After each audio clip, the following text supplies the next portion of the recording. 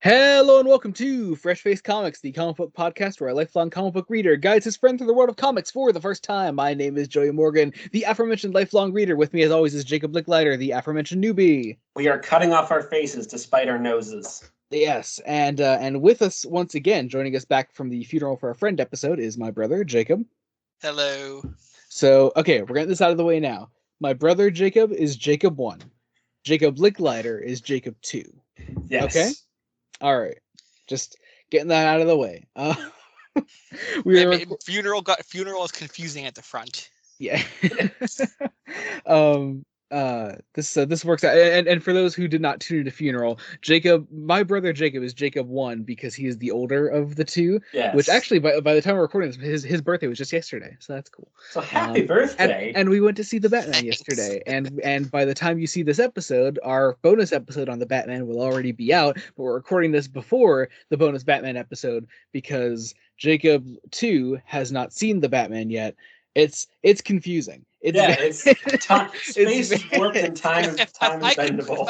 If I could quote Austin Powers 2, I would, but I don't know the line off I top don't know of my the head. full bit, but I know exactly what bit you're talking about. Oh god, I suggest you don't worry about that sort of thing and just enjoy yourself. But yeah, so yeah, that's finally after this episode, that craziness will be over because I think we're taking the rest of March off recording, right? Because that's it then. So thank fuck, we'll finally be back on schedule with episode 13, and that'll actually be a really cool starting point. Even though you don't know what episode 13 is yet, you will soon. All right, today we are talking about Death of the Family by Scott Snyder, art by Greg Capullo. We are continuing our Scott Snyder reading, but before we get into today's episode, just want to say thank you guys so much for the support on the podcast. It means so much. By the time we're recording this, the end our first block of Superman episodes has just finished releasing, so we don't know what you guys thought of our past couple episodes yet right now, but we could assume they went down well because the Batman episodes that we did previously did really well, and the Superman episodes did really well. Yeah, there was a dip in the middle, but the support was there, which is very nice. So Yes. Yeah, in addition to Death of the Family today, we're talking about the sort of prelude issue to it in Detective Comics #1, written by Tony Daniel, written and drawn by Tony Daniel. So if you don't have that, it's not a huge deal. We'll be talking about it very briefly in the spoiler section, but really today we're talking about the main 5 issues being Batman number 13 to 18 plus 13 to 17 plus the backup stories that came in those issues. So, non-spoiler section first, Jacob 2, what is Death of the Family about? So, Death of the Family, if you can't tell from the cover, is about the Joker. Basically trying... It's basically Scott Snyder's This Is Who the Joker Is, as well as quite a bit of Scott Snyder, I'd say, calling out certain toxic fans through the Joker. That was an observation you had made about halfway through your reading to me while you were reading it, and you said that it was you made that observation, and I was like, okay, that's a way that I hadn't looked at the story before, but it's interesting. And yeah, I have not considered that. That is definitely an interesting way to look at it. Yeah, I mean, it's basically rooted in the fact that the Joker is crazy. The New 52 made what I think is actually a really smart decision and didn't put the Joker in the main Batman title for a full year. He was in Detective Comics, which for one issue. We'll talk about that. He made a brief appearance in Batman: The Dark Knight as a Clayface Joker, in which you can. It's kind of a funny appearance because you could tell that it was written very early on. I think it was Batman: The Dark Knight number 4 or 5-ish, somewhere around there. That it was written enough in advance that who's writing it? David Finch was writing it, and he hadn't known how they were going to take the Joker out of commission. That was saying no one could use Joker for a whole year. So he hadn't known how they were going to do it. So Batman tells Clayface Joker, and when he sees Joker and thinks it's regular Joker, he says, "I thought you retired." It's the weirdest fucking thing.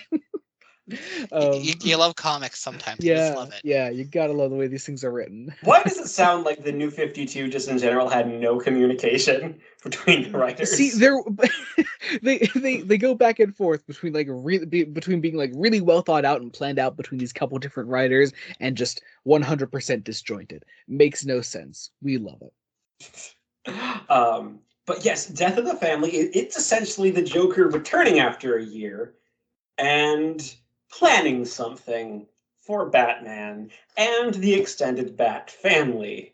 Yes. Of course, the title of this is a play on A Death in the Family, the famous story in which Jason Todd's Robin died, and so we play on that. We you We know need a it's. counter, Joey, of episodes where we mention Jason Todd's death I before think I have you know read what A I Death wouldn't in the I Family. wouldn't be surprised if we've mentioned it in every episode so far to some degree. I would not be surprised. Because I think you guys even mentioned it in The funeral the episode. funeral Yeah, episode. Yeah. because Tim Drake was there. There's always a reason to bring it up. yeah, which, no, which again just does go to show like how important it was to the DC universe and how impactful it was, and why this sort of nicks the title from In the Family. But this sort of being a play on that, it's Death of the Family. We're talking about the extended Bat family, being all the Robins and Batgirl. No one else is really involved in this, but there are other members of the Bat family involved in tie-in issues that aren't really part of the main 5 issues of the story. well, actually, I would disagree and say that the Bat family's involvement is important. Um, like, even though they don't appear a lot in the main 5 issues, when they do appear, they serve a very specific purpose, Hmm. and Snyder is just especially good at characterizing each of them Hmm. and I mean, immediately giving. we already knew he could do like Dick Grayson perfectly.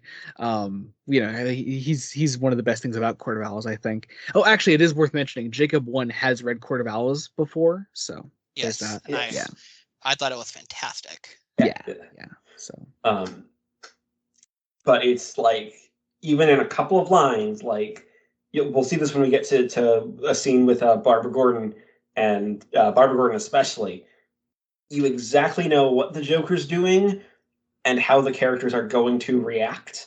yeah, I think it's also interesting because it's very smart in not trying to drag things out. Like a lesser writer would have tried to make this like double the length. yeah. But like 5 issues, I think, is the perfect length for this. Now, a lot of them have more than the standard 24 pages. But maybe if you were doing all standard size issues, it's what, maybe an extra issue in there, maybe two. Maybe. I was gonna say it's maybe 2 extra issues with all the Mm. extra pages. Because if you look at like if you have like the physical copies on a shelf, like it's about the same size as like the first Court of Owls trade. Yeah. Uh, well, but also again, Snyder and Capullo are great at doing the visual storytelling. Mhm. Um, Oh yeah, yeah. like slight spoilers, there's no weird Court of Owls style flipping the page Oh, and turning it around. imagine if there was. If they were to do that in any sequence, it would be in the whole Arkham sequence in number 16. Yes. That Oh would be god, what it yeah. is. Can you imagine that? Oh my god. But yeah, no, definitely. Yeah. It's this it's this the story is the exact length it needs to be in doing what it needs to do. But what the story at the end of the day, what it really is it's an examination of the relationship between Batman and the Joker. Yeah. I found both of you actually, and as both of you read this for the first time, you said to me that both of you made this connection that like there is sort of a Killing Joke quality to it, isn't there? It's very much inspired by the Killing Yes. Joke. I'd say it's I'd trying to refute the Batman needs to kill Joker thing of the Killing Joke. Hmm. Um, and uh, I think it almost does some of the themes of the Killing Joke in some ways better, um, just because it plays with some really interesting sequences, um, as well as um, as well as keeping the Joker disturbing yet oh so hilarious. Hmm. yeah. I remember making that connection more towards for the last 2 issues. I think I remember making that connection for sure. Anyway, That's when like Batman goes into Arkham and everything. Yeah, yep. I remember definitely making that connection then. Yeah. I felt strong thematic relations and like connections for like specific moments that can connect to other specific moments. Yeah. But yeah, on that sort of Killing Joke connection, you see that in the way that Batman and Joker play off each other. Like the climax of the story is almost the exact same in the way that Batman almost sort of gives into the Joker, and we'll talk about that more obviously in spoilers. But it is worth mentioning that there is a connection there, and if you like the way that relationship is handled in Killing Joke, I would honestly argue this story does it even better. Yeah, well, it helps that Snyder doesn't, no one gets fridged in Death of the Family. Yeah, Yeah. that's true. Namely because Barbara has already been fridged and she has gotten out of the fridge. She's gotten out of the fridge, and wait, no. Does Alfred get fridged? No. No. Mm, I don't think Alfred Wait, gets...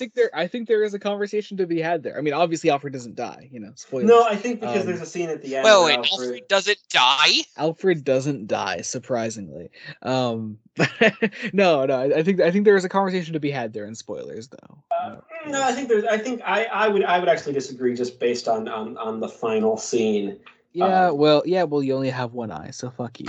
Oh, is this? That's Are we bringing this up? I've got 4 eyes, so I am here to fight today. So I've got 4 eyes, so I beat exactly. you. Well, I mean, you both. Well, here's the thing: you have 4 eyes, but Jacob 2 has 3 eyes. Yes.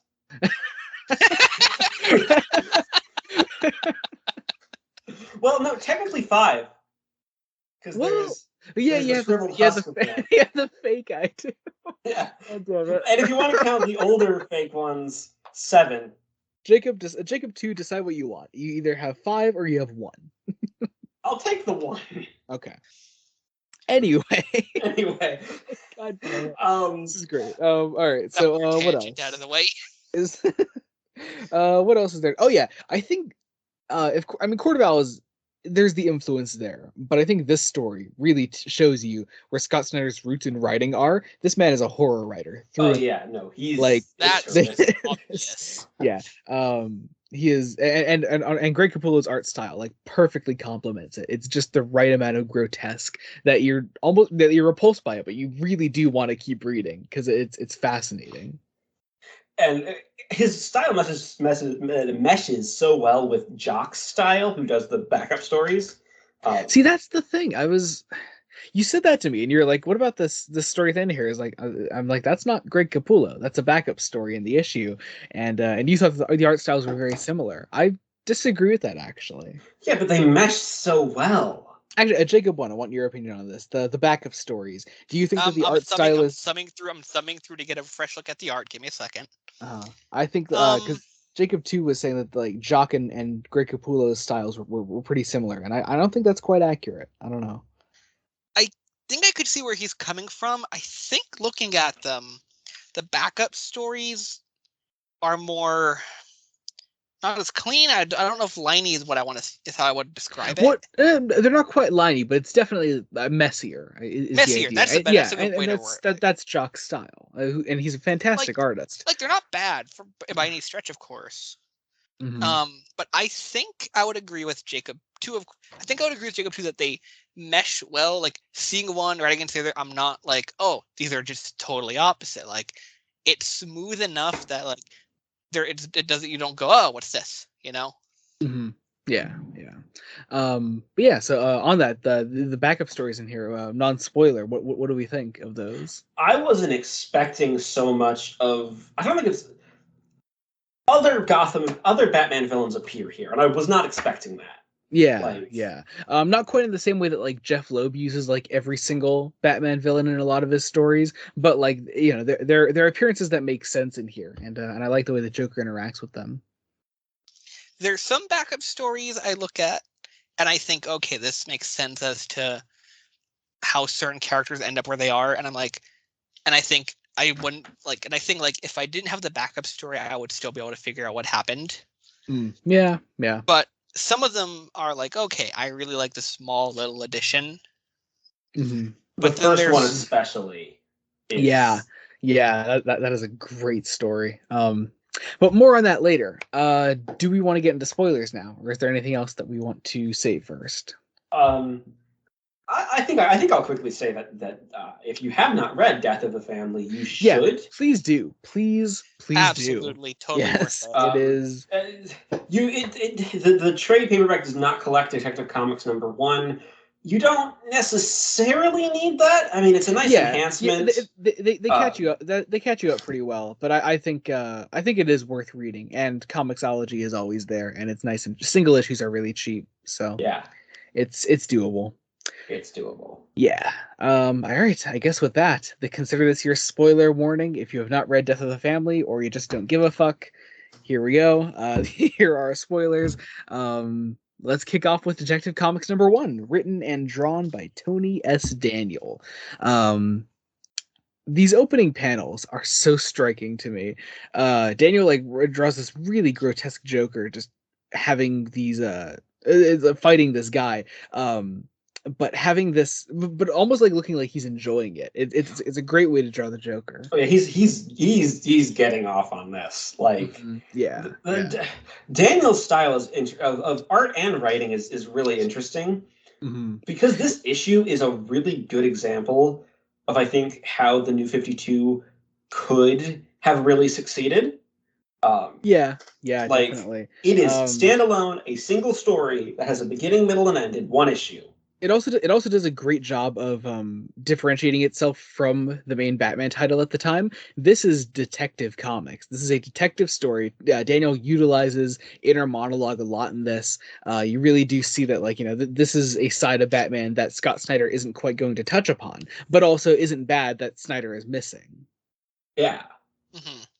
I love this full 2-page spread though of Batman across the skyline. Just a great way to say, like, hey, here's the New 52. I think this one was released in the first wave of first issues of New 52 comics. It must have been just because. Yeah. Well, I know it's doing a lot of heavy lifting. So yeah, I know as far as if I remember correctly, the New 52 was released.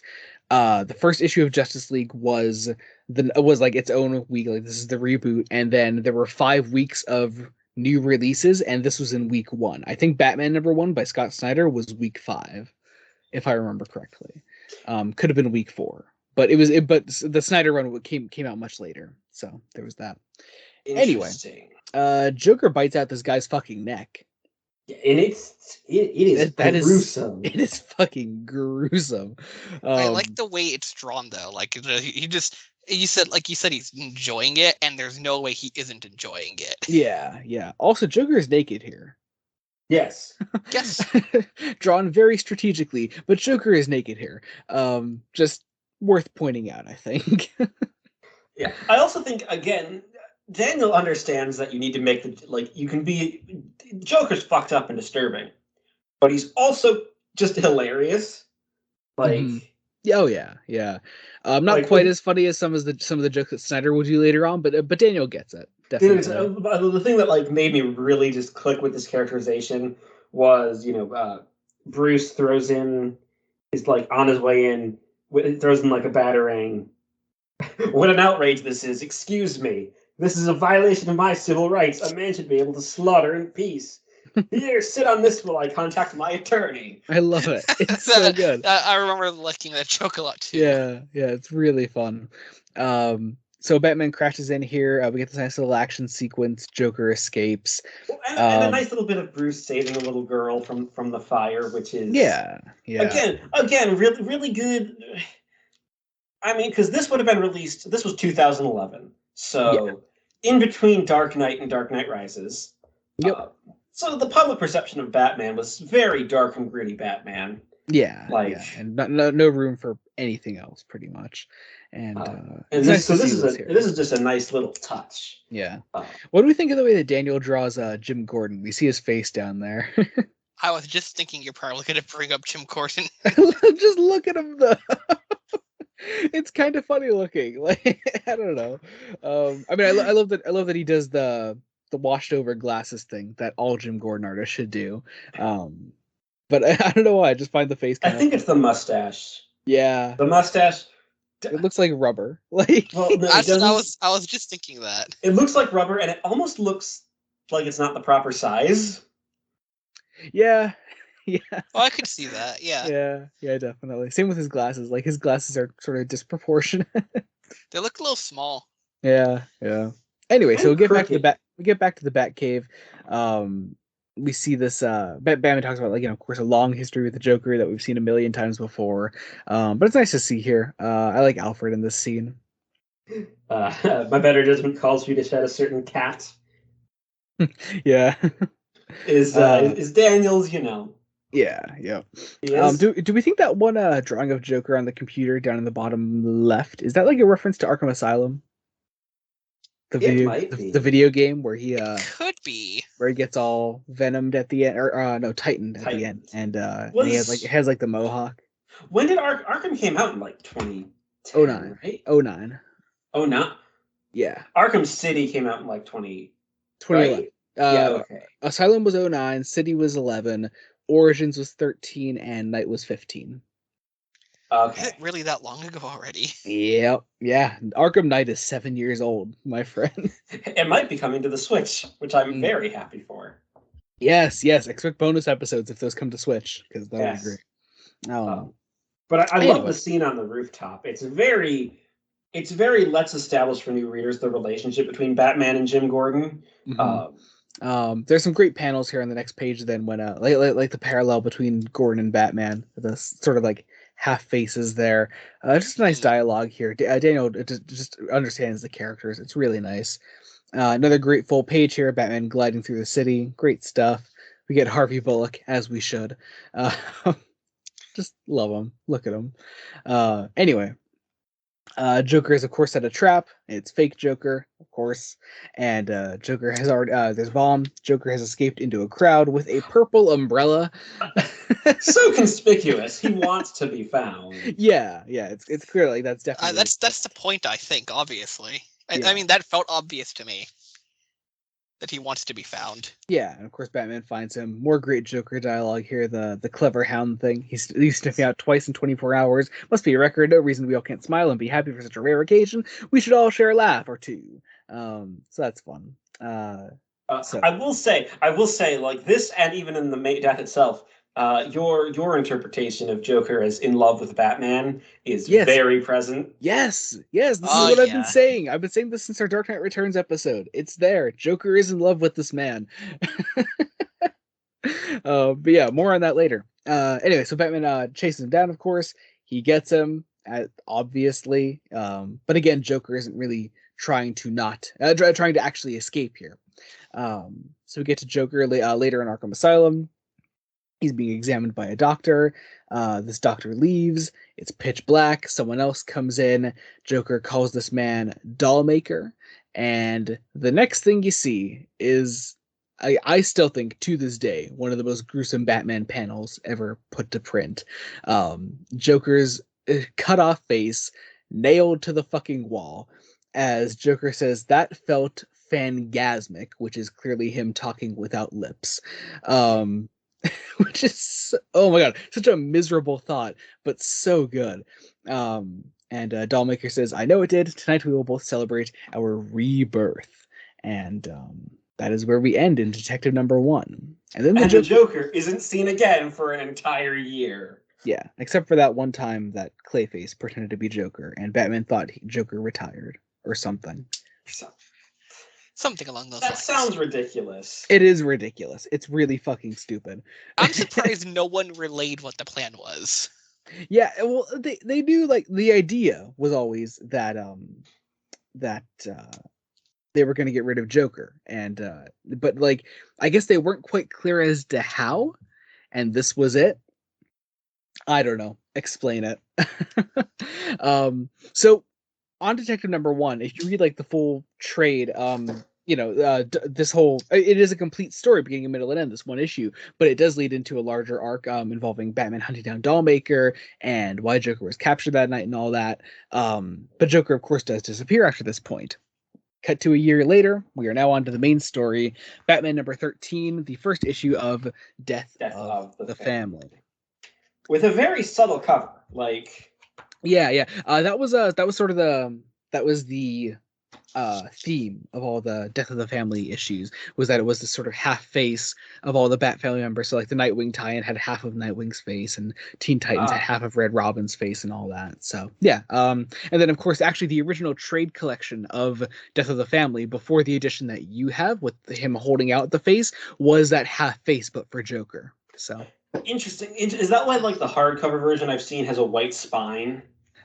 Probably. Well, it was also the original paperback edition, and initially the version that you have, was only came in that box set with the mask, the Joker mask. See, I prefer this edition, honestly. I do too, and the reason that you have that cover on your edition is because when they reprinted them for the new DC logo, that was the cover they went with. So smart. Yeah, It's a good cover. A great cover, very great cover. Yeah. And I love. Okay, so I love the opening. This opening just monologue, because it's one of those things, like in Killing Joke. It makes you think. It sort of makes you disconnect a little bit with reality, especially with the first page, because we just start with, in hindsight, there were signs, omens of the terrible things to come. The first one came with the rains. With the early snows blocking its mouth, the rains flooded the Gotham River, actually reversing its course for 3 full days. The second sign came soon after. A lion at Gotham Zoo gave birth to a deformed cub, a cub with 2 heads. Rivers running backwards, beasts born wrong. We should have seen it coming. Such a great opening monologue, and sets the tone entirely for this thing, but still doesn't quite prepare you for what's to come. No, because it's like, things are weird. Yeah. And it's implied that it's hard that it's Harvey Bullock saying this. I think so. Because we should have read the bones. No, that's Gordon. Oh, that's cool. Oh, yeah, it's like because the start of the next page has Gordon continuing that line of reasoning. Yeah, I thought it was Gordon just trying to mock Harvey. My initial read. No, that was definitely Gordon. But also, first off, welcome back to Greg Capullo's art. It's fucking gorgeous. It is just beautiful. Oh my god, like. To me, still, I think to this day, these stories are 10 years old, and I still think like Capullo's versions of specifically characters like Jim Gordon and Bruce Wayne out of costume are like the definitive versions of these characters. I love the way they're drawn. And we get some very important exposition. First, Jim Gordon is trying to give up smoking and failing miserably, because he's hidden his cigarettes around the GCPD and his home.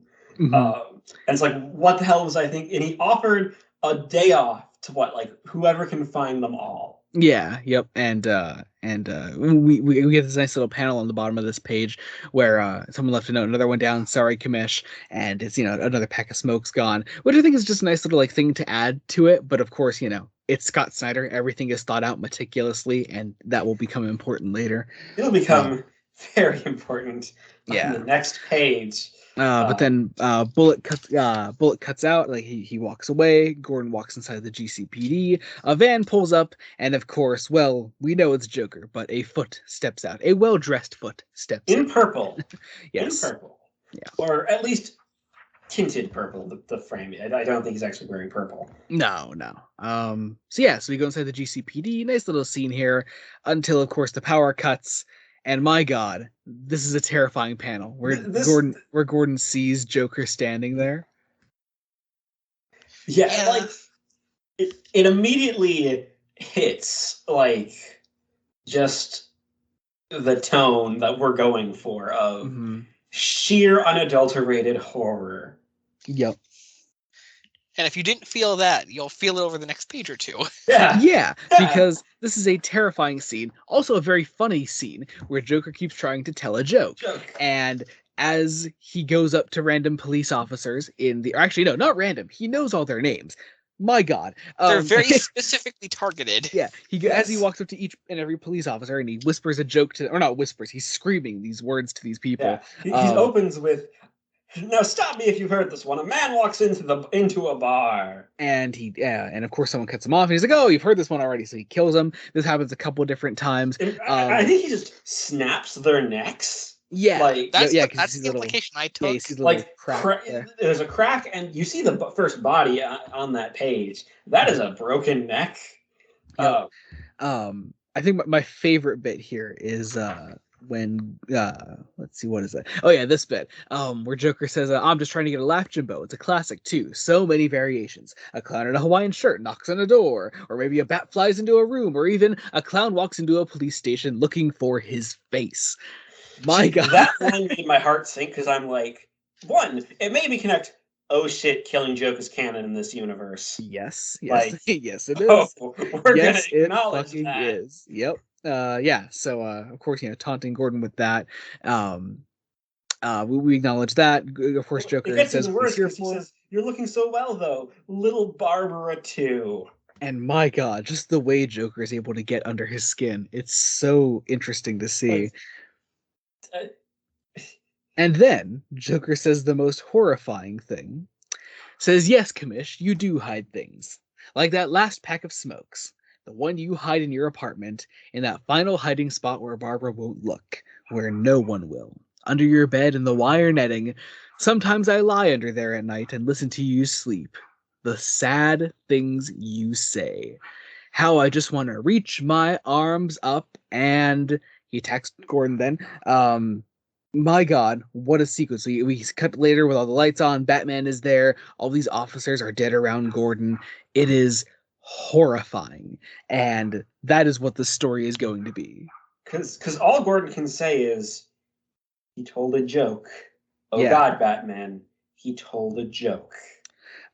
Jacob, one, I want to get your perspective on this. Um, obviously, I have not shut up about this story since I first read it many moons ago.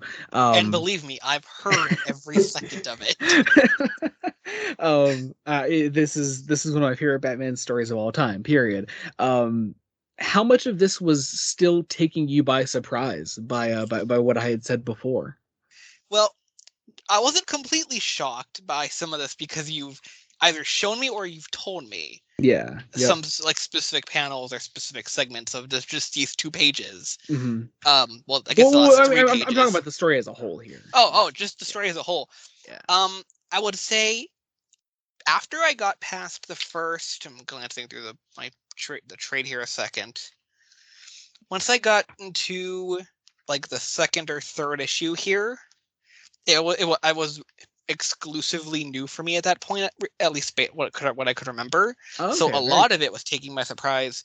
If I'd say for half story, it just kept me going. I was like, I have to keep going. This is Yeah. terrifying and awful, but I have to know more. Yeah. Yeah. Snyder really just gets the Joker. I think like that scene alone really sells it. All right, so we move on here. Batman is, of course, once more obsessing over the Joker as he does so well. Joker just we establish where we're We at with have the this. return of Bruce Wayne needs a nap. Yep, yep. Like, It's not quite as intense as Court of Owls, but it's no, there. but Bruce Wayne still needs a nap. Yep. We get a nice little Damian appearance here. Just nice to He's, see him here. he's such a little shit just hiding up on a perch. Yeah. Also, Damien, of course, not taking Joker as a serious threat. Come on, Pennyworth. Maybe Joker used to be some great adversary of my father's, but he's over now. I mean, he allowed some second-rate Doctor Frankenstein to get the better of him and cut off his face. Then he slunk off for a year to lick his wounds, and so now he comes back and steals his old rotten face from the GCPD icebox. So what? First off, that line is clearly just, "Hey, if you haven't read Detective Number One, here it is. Here's what happened." Which is fair, but it also gives us so much insight into Damian Wayne as a character. Yeah, Like, If this is yeah. Damian literally Wayne the is a first little line shit. if this is the first line you've literally ever read of Damien, I guarantee you know who the Joker is. So this one line where he's being super dismissive, Well, hell, it immediately sets the tone for who Damien is as a character. even if you don't know who the Joker is, that scene does it so perfectly, and Damien's gonna underestimate this guy. Like, I love that. We It's have done just seen him so walk well. right into the GCPD, Mhm. kill several officers just to steal his face. Yeah, yeah. I don't And even think he needed to kill them, if I'm honest. No, so Bruce informs the rest of the Bat family that Joker is back. Or really, they all find out from someone else, right? Who do they find out from? the news.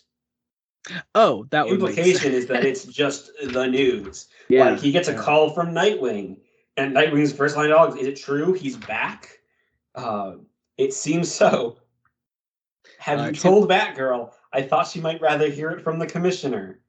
And I don't know Tim about. I don't know if that's true. Yeah, no. Yeah, it's fair. I don't know if that's true. But Tim is here. Barbara, of course, then calls him and says, "Hey, why didn't you say anything?" And they all sort of gang up on him, as they fucking should. This is all, of course, interrupted by a broadcast eerily similar to Batman #1. Now, I know neither of you have actually read Batman #1, but this is. I do know isn't that the famous "I'm going to poison the water supply"? No. This No? is he's gonna steal a fucking diamond. Now I want to read Batman #1. Well, we probably will someday, honestly. Yeah, I'm going to steal a diamond. That was the first Joker plot. So this is it. Here he gets this, obviously not the Joker, up on the screen. Says, "Hello, Gotham Knights. It's so good to be back. Why don't you recognize me? This is it's Joker. I was away." And I like this bit here where like you could see that it's Joker's arms behind him, like manipulating all of this. Again, hilarious. Yeah. Like I was laughing. I'm like, I really shouldn't laugh at this. But I was. Yeah. Well, it's perfectly horrifically funny. Yeah. And mind you, we haven't actually seen the Joker in this yet. Yeah. I think the most you see of him is that first bit where Gordon sees him in dim lighting, and that's a silhouette. And then you see another silhouette here with so many fucking teeth. You see his eye right behind him there, and his and mouth. The teeth. Yeah. Yep. Then he kills the guy on on live TV. I love that silhouetted panel where it says "bang" and it's just Bruce, Damian, and Alfred. It's completely silhouetted. I love that. And it's we reveal that this person was the son of the first person Joker ever murdered in Gotham. Yep. So Henry Claridge is like I said, son of the first person that Joker murdered. He stole the Claridge diamond. That was Batman #1. It's a cool little callback, but they catch you up here. Of course, if you and then Bruce makes once again a mistake he continues to make during the Snyder run. He pushes the family away. Yep, because he thinks that is what's best. Before we move on, I just wanted to say, like, I like that it's that Bruce is like, this is the first person he's killed in Gotham. Yeah, like implying that the Joker could have a much larger body count that Batman just doesn't know about.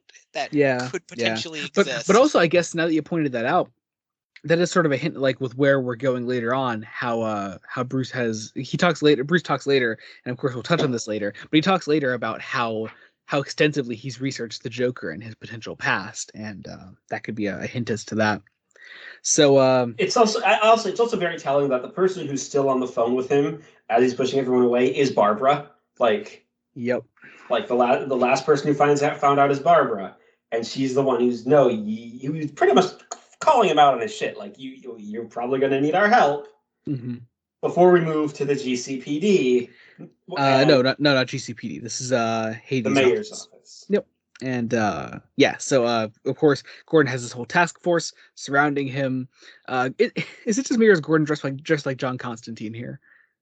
Oh, good. I'm glad I wasn't the only one who thought that. No, you're right. He's dressed like John Constantine. Put together John Constantine. Yeah.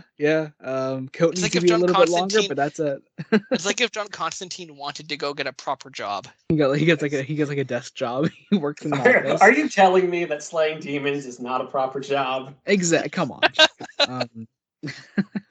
But of course, Batman is there too. I love Batman's setup here. I think it's just such a cool idea of just like his like portable bat cave right around him. But he talks to Gordon a bit. Gordon says, "What did he mean? What did he mean when he said you already had his calling card? What was he talking about his face?" And then Batman does not actually reply. Oh, he says, "I don't know, Jim," which obviously is a fucking lie. But more on that later. We then get the twist on the killing Mayor Haiti. Joker, of course, is able to predict that there's going to be a massive like police force surrounding Haiti, so he just kills all the officers instead, and that's another horrifying image. And what's terrifying is how he did it. Oh, yeah, I was just gonna say we need to talk a second on how he did this. This is awful. Because the implication is that he has been planning this for a full year. Mhm. Like, that's the implication. Yeah, Um, yeah, and he's like been closely following Batman this entire time. the There's toxin is a binary compound. Half was in an epidermal solution he must have dabbed on their clothes. The other half, the activating half, was in the floor cleaner the mayor used. God damn. Because My notice, God. they're all wearing their uniforms. Those uniforms for things like this are actually people don't always realize they're actually taken care of by cleaning companies. Like Mhm. oftentimes the uniforms and those things aren't done by the people who wear them. They're not laundered by the people who wear them. There are other people that launder them. That's how he got it in. And of course, Jim Gordon, being the commissioner, wouldn't be wearing a normal uniform. Yeah. Yep. Oh my God. So good. Um And to even make it darker, they didn't die with smiles on their faces. They died frowning. so miserable. So fucking miserable. I love it. It's so good. Um Moving on here, we find out where the compound was made. Of course, where else would it be? Ace Chemicals. And we arrive here. So Batman gets to Ace Chemicals. There's a figure waiting there, dressed in the Red Hood garb, the outfit that, of course, Batman first encountered Joker as, and where he fell into the acid, and we get the whole killing joke thing with his backstory where he turns into Joker, whatever. We know the deal. But of course, Red Hood is talking to Batman with the Joker's voice, so we can assume that it's the Joker under there. I'm curious, Jacob 1 or 2, were either of you fooled by this? Did we think it was actually Joker under Yes, there? You were. I was fooled. I was like, oh, I, for a second, but then I noticed something that I thought was off. At least just, it was something really simple. Okay. In that first frame, or in the first frame on the one page where like the Red Hood is like has their hand up, Uh-huh. you could see the skin. Yeah. Yep. But then oh also, yeah. yeah, but it's also not beyond Joker to just, paint his skin a different color, Especially if it's just that little amount. Yeah. I But mean, beyond that, it's not exactly obvious. It isn't the Joker until I think like right before Batman tells the audience it isn't Joker. well, it's yeah. He says you're not him. Where is he? We realize it's a pre-recorded message within the Red Hood mask. As Batman is hit by a giant fucking hammer, knocked into this vat of chemicals. The lid closes and acid starts to pour in there. The Red Hood takes off their mask, and it is Harley Quinn under there. Which I love this reveal. Harley looks so sad. Poor She, Harley. Is Harley what? Wait a is second. Is this your first Harley story, Jacob? yeah. Yeah, Damn. this is our first comic Harley story. Yeah. I Damn. obviously am very familiar with the character, seeing her Yeah, origins. we've talked extensively on Harley Quinn in the animated series episode, but yeah, this is the first actual Harley Quinn story we've done. Damn. And her appearance was kind of a surprise, honestly. Like, Hmm. I thought it was just gonna be the Joker. Like, Yeah.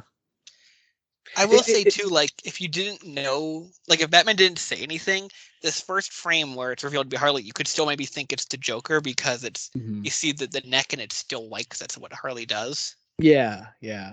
Um, well, then also, now you made that point about the skin under Red Hood's glove and everything. In the New 52, Harley's skin is bleached white like Joker. Huh? Then why is it peach on that on that I panel mean, there? again, like I did make the point right after that it could have just painted the skin, but Okay, it's but that means both of them decided. That means either person would have well, no, no, decided no, no. painting their Well, wrist. Joker decided to do this to Harley, as we will see in the backup yeah. story in a second.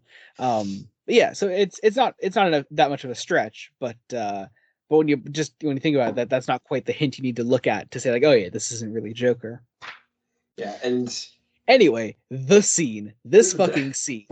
There's a knock. If we cut to Wayne Manor, there is a knock on the door. Alfred opens the door. and there's a little lion cub. Waiting for him at the doorstep is the two-headed lion we talked This about little earlier. two-headed lion is adorable, though. Like, You I know what? feel It is. justice for the two-headed lion cub. It totally is. But of course, waiting there is the Joker, who says, "There's my little guy. I've been looking everywhere." And we get our first full look at Greg Capullo's horribly fucked up, God, face it's cut off and terrifying. reattached Joker. "Now, Mr. Pennyworth, stop me if you've heard this one." And he attacks out, well, presumably attacks Alfred. But Yes. that is where the issue actually ends. What a page! I love that full page. That is gorgeous. And the backup story is might be my favorite of the backup stories, I agree, despite it actually. being the first. Yeah, no, I agree. I agree. You get this gorgeous look at well, first off, Jock's art. Jock's art is gorgeous. But where I was I gonna go with love the that way was, Jock lights everything.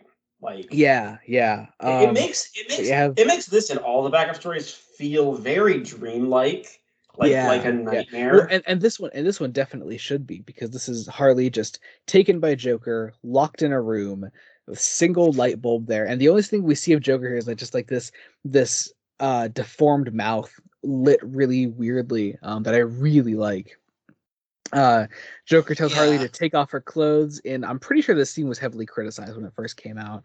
Um, Yeah, I don't and know, I can see why. but at the same time, this is like, It's very in character for the it Joker. is, yeah. This, Wait a especially second. this You're version. telling me the Joker made Harley Quinn do terrible things? Yeah, I Big mean, shock, big this shock. also might be because 2011 was also the height of this weird idea in the pop culture zeitgeist that the Harley Joker relationship was like a a good relationship.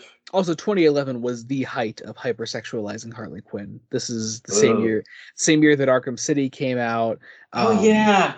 I think not. I mean, it was a good 5 years after it, but yeah, as far as casting goes, I think Suicide Squad, was well on its way. So there's that. But yeah, no, you can see why this scene is criticized. At the same time, it's definitely in character. Um, I feel like there's some things you could cut, like the full figure of Harley. You just need that first one of her undoing her corset a little bit, and then of her yeah, and then in Joker like throwing the suit her way. yeah, Yeah, like you yeah. could you could tone it down a little, and you would get the same effect. Yeah. Uh, This, I should also mention that this backup story does directly tie into the Suicide Squad tie-ins, which I've already told you guys many things about, and they are a fucking ride and a half. But this story is honestly the highlight of the Suicide Squad tie-ins. But anyway, so we get I love the way Jock draws the full-on death of the family Joker. The way he does the face in particular, I really love that. it looks like stapled together, and Mhm. like Um, Joker then plays with Harley's mind and says that he's going to cut her face off so she could be like him. To because which that pretty face of yours, it spoils the reflection. I'm afraid Harley it's going to says have to go. "Would you still find me beautiful?" To which Joker says, "Oh, Harley, when did I ever say I found you beautiful?" Which, my God, what the fuck? I And mean, this is very effective at getting you to hate the Joker. yeah, Yeah, yeah, someone rehabilitate Harley Quinn's stat. Like, yeah, yeah. Well, I get her think with Pop Um, Culture is Ivy. on its way to doing that. But then I like the way that this is done, because Joker, of course, attacks her, and then everything's shrouded in red in her vision, because and she thinks it's the blood coming down. But of course, we have the full Red Hood outfit here, and this is a prequel to the events of what just happened in issue 13. It's confusing. Anyway, Batman number 14 now. We pick up exactly where we left off. Batman is down in the acid. Harley leaves him. Batman then escapes, because of course he with does. a gas mask, and which Yeah. like is fair. Like the bat suit is definitely probably protected from acid, especially if he knew he was going against the Joker. Mhm. Like I can buy it. Like, but he blows up the chemicals basically. I just think it's kind of funny just to like picture what the Joker has planned and then Batman dies in this manner. Yes, that would be hilarious. Like the Joker was so effective at this plan, Batman died early. Right. Yeah, yeah. Joker definitely like counts on Batman getting out of this. But yeah, so he goes out of there. He goes back to the cave. Um, Sends out a message to the Bat family, says allies on highest alert. Joker may be targeting you individually. Repeat, be on highest alert. Batman then finds out that Alfred is gone. And a Joker has left this little tape for Bruce. First off, it's a cassette tape. I just want to say that again.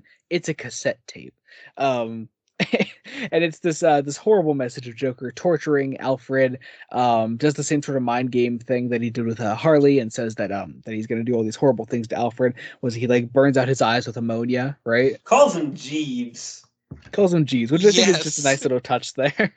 Because I love how Alfred's one line is basically, Master Bruce, I'm sorry, this degenerate waste of Jeeves. So good. I like too that like it's not super obvious now, like in this exact moment in the story, but this plays into an idea which we'll cover real shortly about the Joker potentially knowing who they all are. Yeah, like I thought like, oh, he knows who everyone must be. Like, yeah, if he went after Alfred, he has to know that Batman is Bruce Wayne. Yeah. So there's that there, of course, but also, the cassette tape is addressed to Bruce. It's not for Batman. So that's just something important to keep in mind. Like, I feel like if is it addressed to Bruce? Well, yeah, because it says he says hello, Bruce. Yeah, hello, Brucey. Is what he says. But yes, of course, this makes Bruce realize that, hey, Joker isn't going to immediately target the family. Warning them of the Joker on the loose maybe wasn't the right thing to do. Joker's going to attack the people that cannot defend themselves, like Alfred, and next up, probably Jim Gordon. And so we make our way to Gordon's house. I love this scene. Gordon is just so on edge. The man has been through so fucking much. Can we just let him go, please? Do we need to talk about this? This next scene doesn't happen. This next scene doesn't really happen. No, it does happen. And we have to acknowledge it just a little. Just a little. Because... I don't want to talk about it too much. Because the tape was custom made to also say Gordon on it. So Batman makes his way here, has a nice little heart-to-heart with Gordon. Gordon pulls out this picture showing the events of the Killing Joke, Gordon by Barbara's bed. And then also we see, much to many Alan Moore fans' dismay, the Joker being taken away from the carnival at the end of the Killing Joke. Wait, in handcuffs. Didn't kill him? He didn't kill. They ruined the story, guys. Which we have talked at length. There is a nice long discussion about how Batman did not kill the Joker in the Killing Joke. You can check that out back in episode 2. It's a great discussion. I'm still really proud of that discussion. The mic quality isn't the best, but the discussion the mic quality isn't the worst. The discussion more than makes up for what we lack in mic quality back then. Anyway, and Jim gets sick. On this picture is paint thinner, right? Yeah. And I hate that page. I hate that page. Oh my god, look at that. That is grotesque. Oh my god, where Gordon is just bleeding out all over Batman. That is miserable. I'm pretty sure everywhere possible. Yeah, just everywhere. This confirms so many things. First off, that Joker definitely has just stayed under Gordon's bed at night. Second, also, that Joker knows that picture is there, that Gordon keeps that there as a reminder, and that Joker has thought so far ahead as to line this picture to kill Gordon. Yeah, because like the plan is to kill him. Like this is Joker's plan going wrong. I don't think he was expecting Batman to show up. And we get this because Gordon definitely would have died here if Batman had not been there. So, like, it doesn't obviously ruin what the Joker has planned. At least I don't see how it would.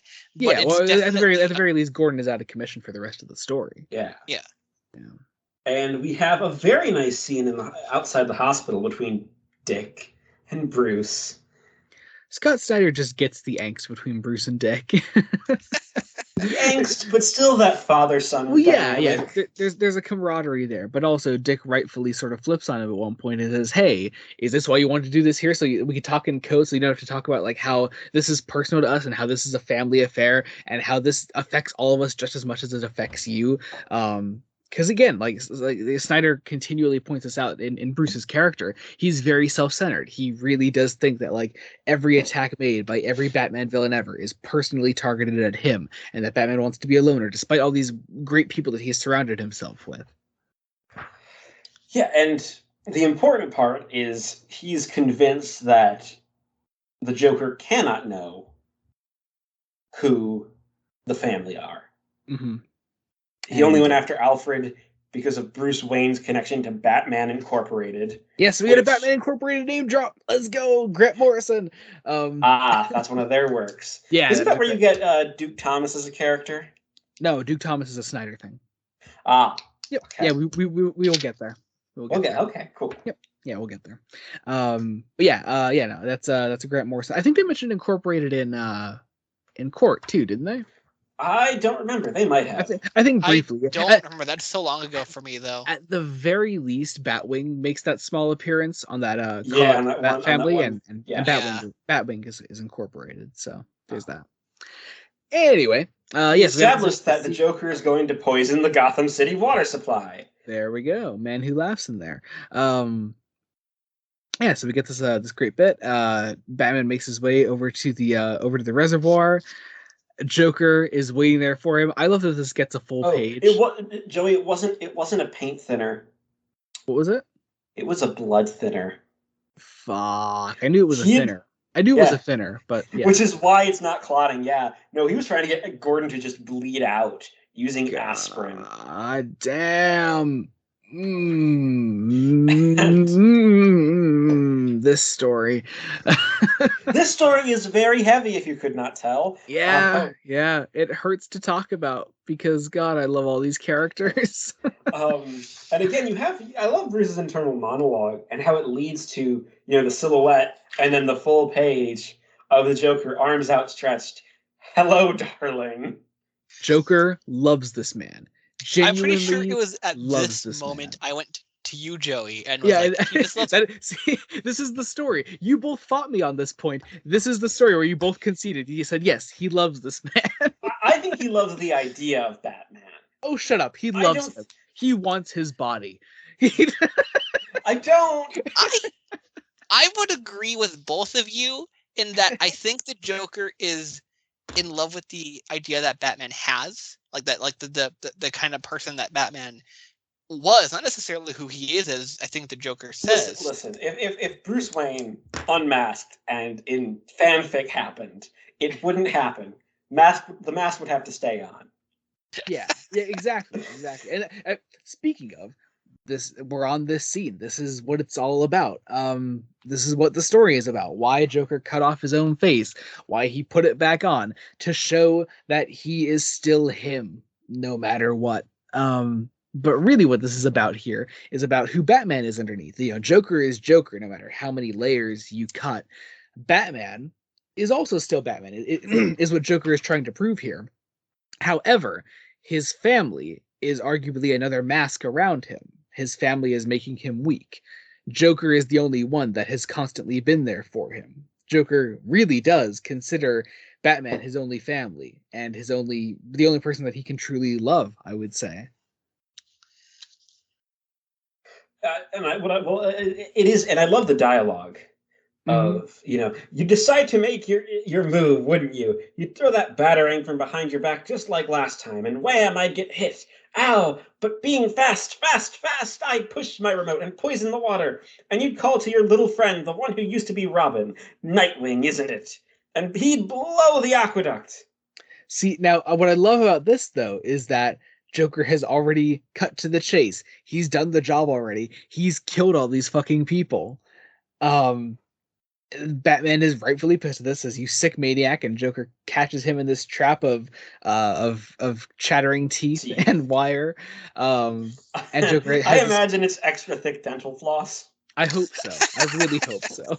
Mint flavored specifically. Yes. And Joker has this massive monologue, a well-deserved monologue. Gotta say, my favorite thing about just the general writing of Death of the Family is how Snyder writes Joker monologues. Like, Joker is known for his monologuing, and I think Snyder does it best, honestly. Snyder is on par with Alan Moore. Yeah, Alan Moore and Paul Dini. Like, they're like, they're the Joker monologue kings. We love. Yes.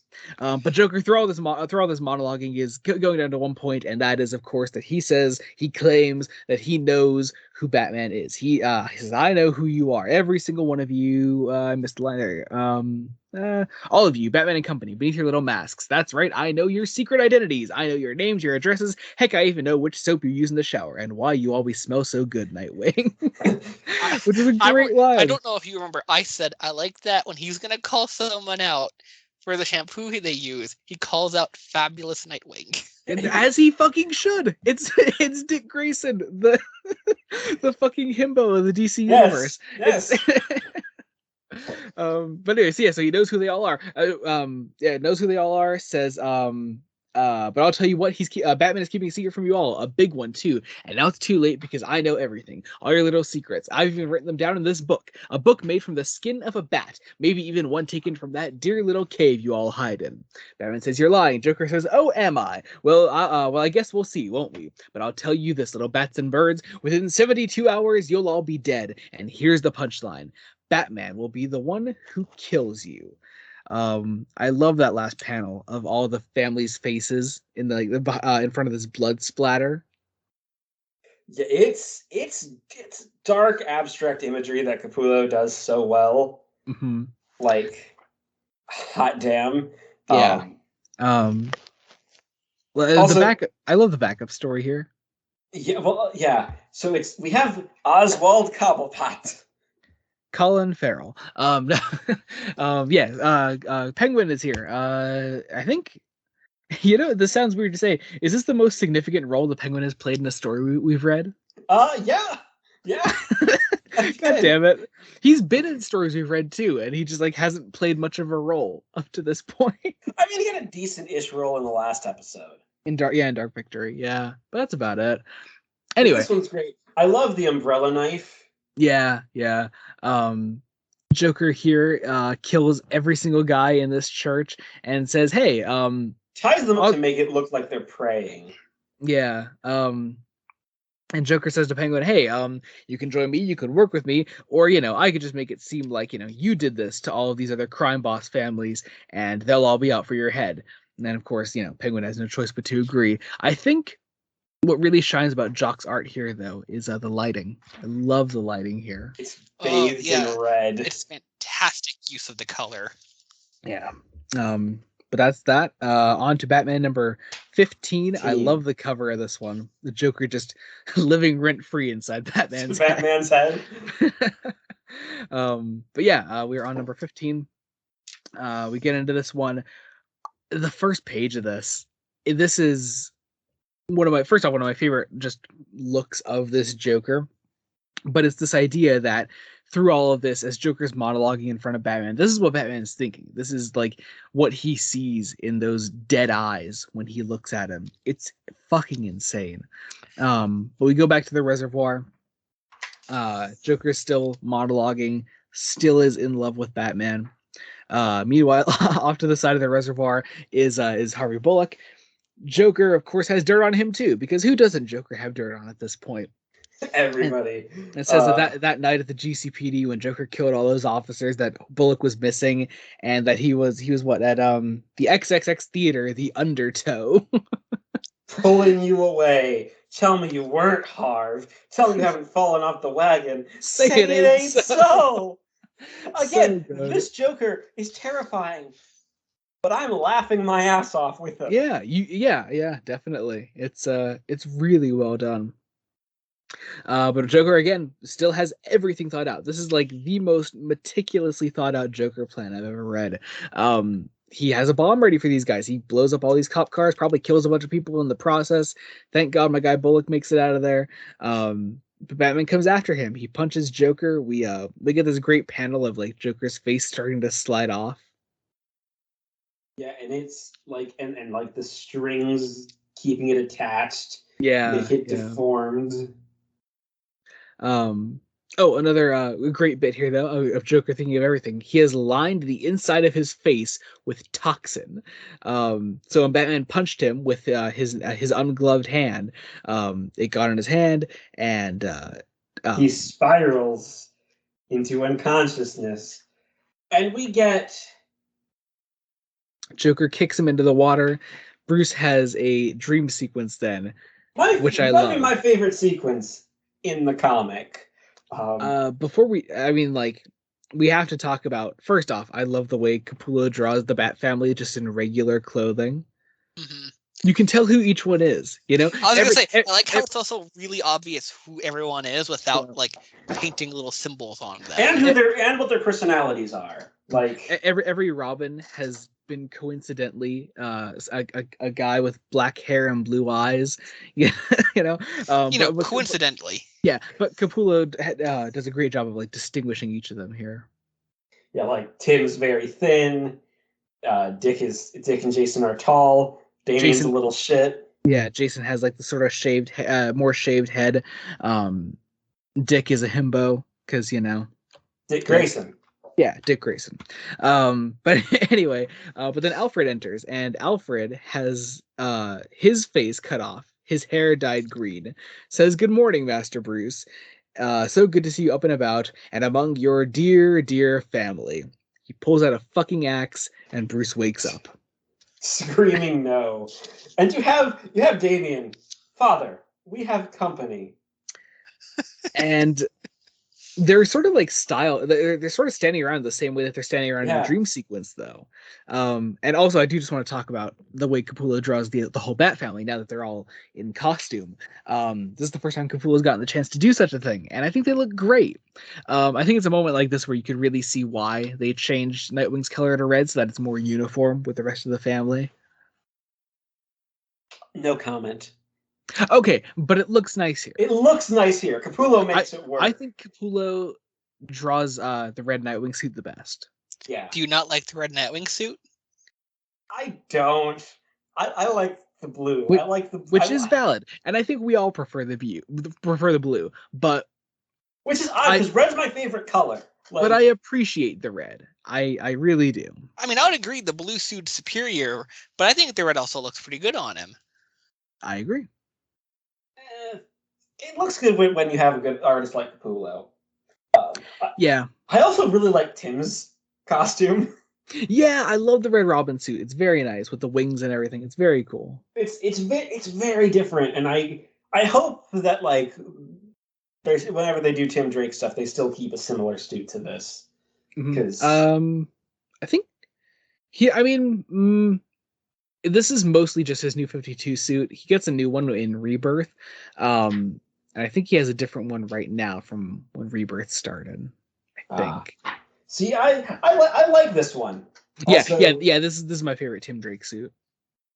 Yeah, you also you have the very nice. I like that Jason's here.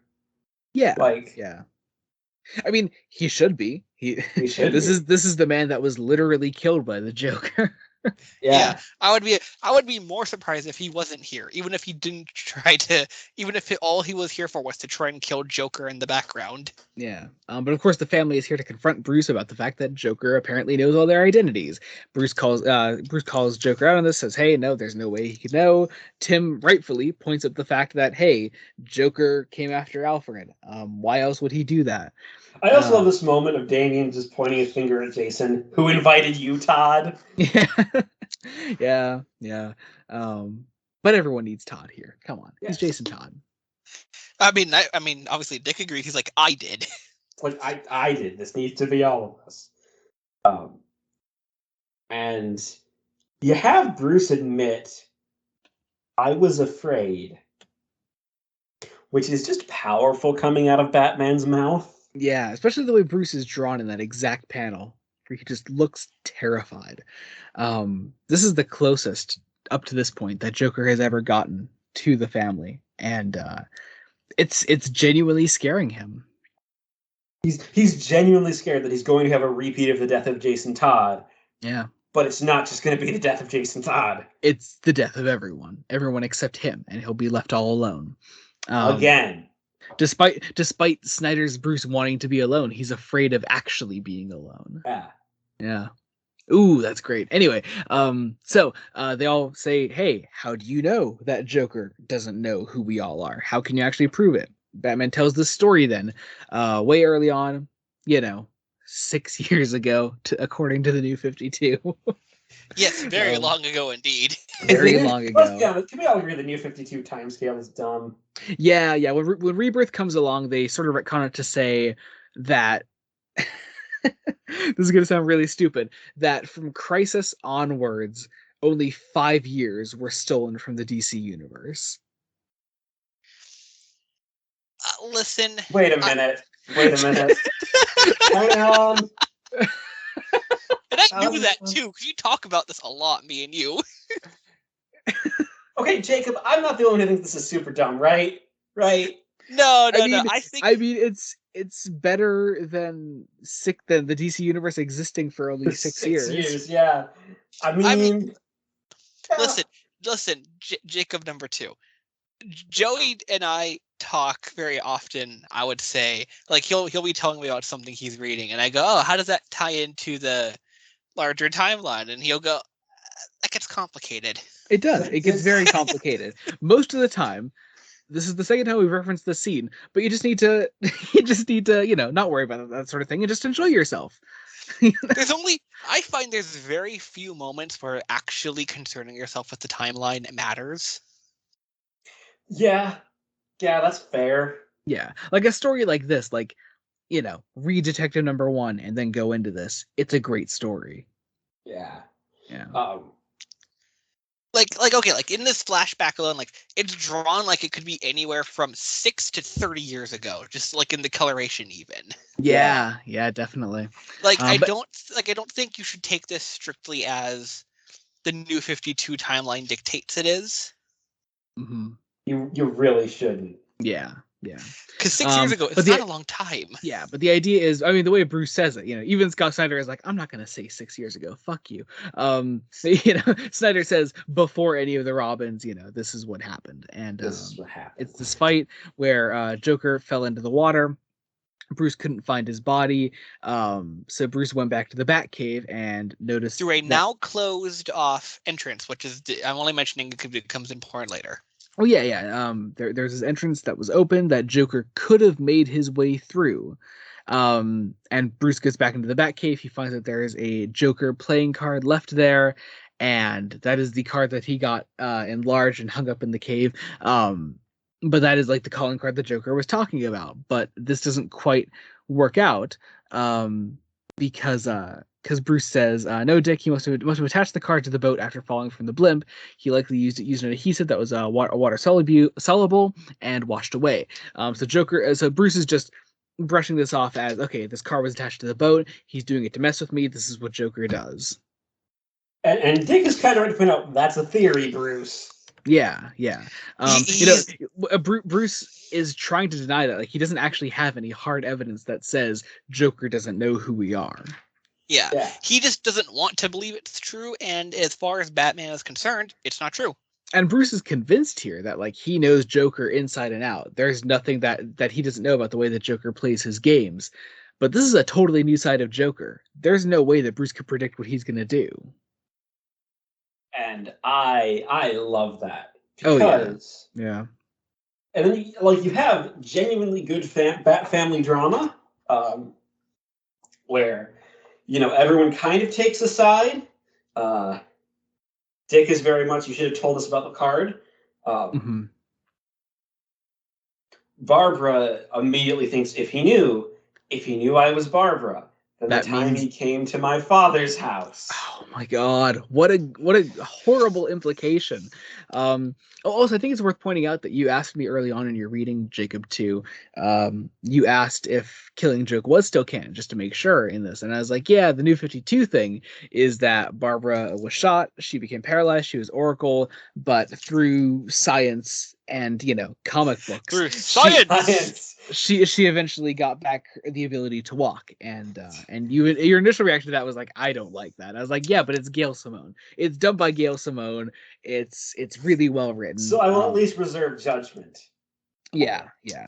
But at the very least, in a moment like this, where Barbara has worked through all that trauma and has made her way out of that darkness, to have that brought back, and with this new added layer to it, like, in that moment when Joker was shooting Barbara, he wasn't just shooting Barbara Gordon, daughter of Commissioner Gordon. He was shooting Batgirl.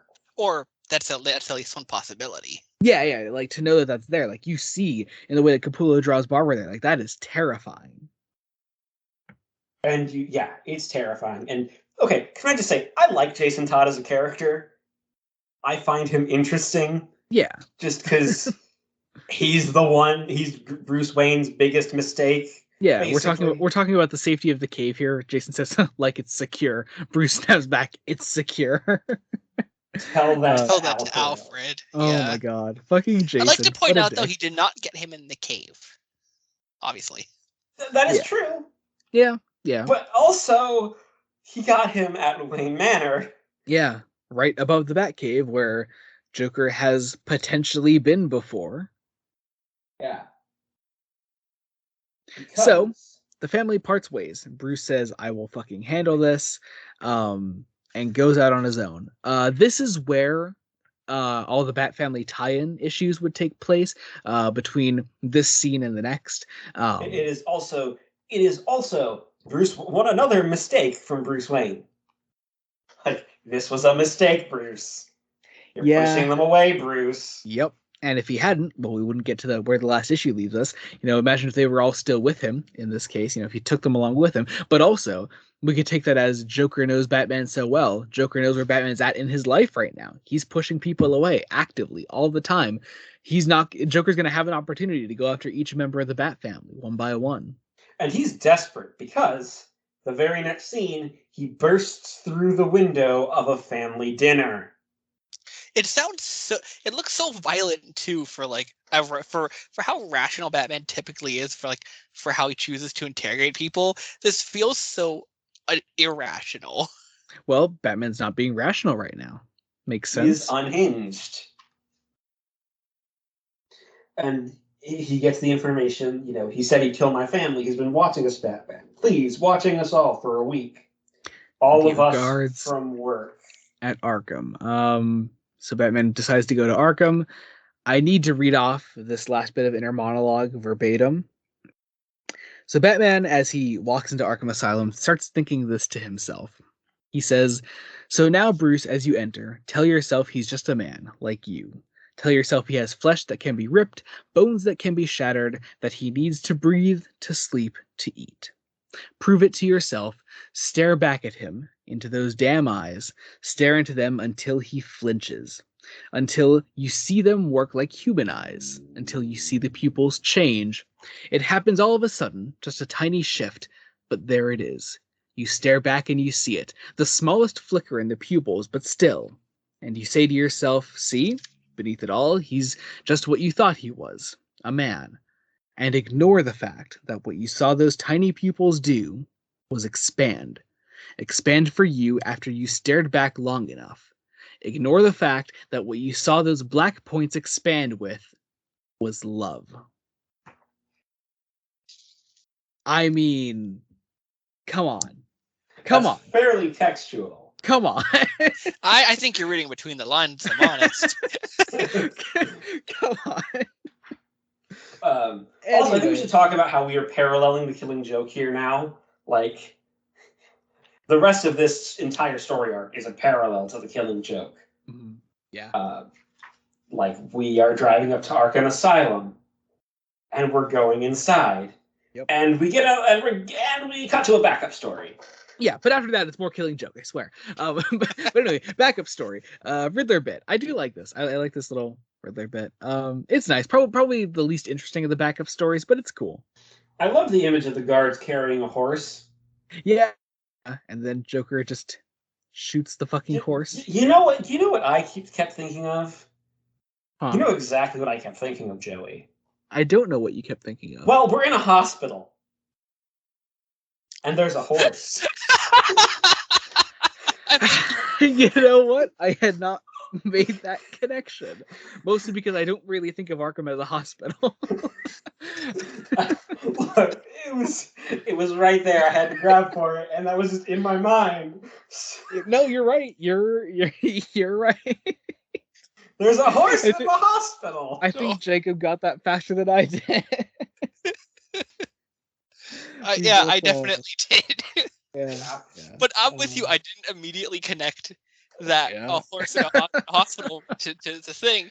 Well, it's For the- I'm with you, Joey, that I almost at this point I think of Arkham as just a different prison. Yeah, Here's yeah. the I thing. From forget this he's point, John Mulaney's voice was my voice for the Joker. Oh god.